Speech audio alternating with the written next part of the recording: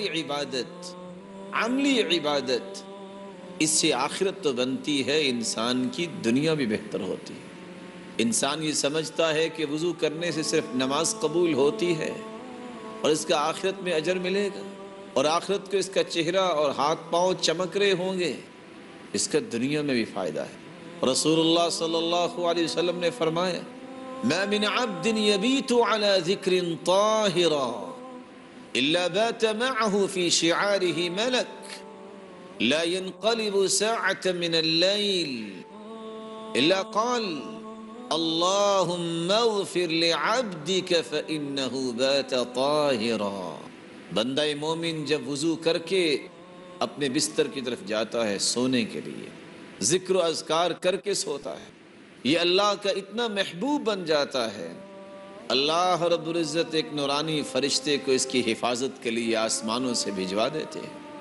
آج نہ جانے کتنا مشاہرہ دینے کے باوجود بھی گن مین جو رکھا جاتا ہے، بسا اوقات کوئی چور آئے نہ آئے گن مین ہی گھر کا صفایا کر دیتا ہے، اور انسان جتنا بھی اچھا گن مین رکھ لے کوئی اپنے بیڈ روم میں نہیں لے کے جاتا، لیکن باوضو ہو کے جب انسان سوتا ہے، ذکر و اذکار کر کے سوتا ہے، اللہ کا نورانی فرشتہ اس کے بستر میں رات گزارتا ہے۔ لا ينقلب ساعة من اللیل، یہ تو کروٹیں بدل رہا ہے، لیکن فرشتہ ساری رات اس کے لیے دعاؤں میں مگن رہتا ہے۔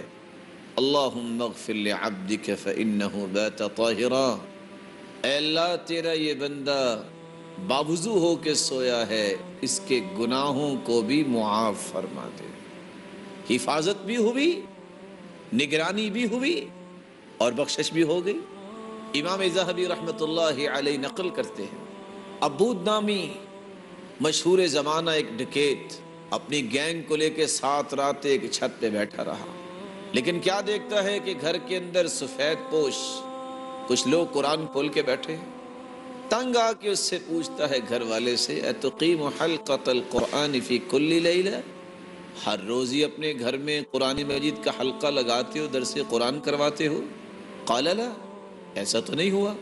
سمجھ آ گئی یہ درس قرآن جو اس کو نظر آتا تھا، یہ سفید پوش جو اس کو نظر آتے تھے، یہ اللہ کے نورانی فرشتے ہی ہوں گے، اپنی چوریوں سے توبہ طائب ہو۔ فعلی عبادت سے جہاں انسان کی آخرت سنورتی ہے، زندگی بھی سنورتی ہے۔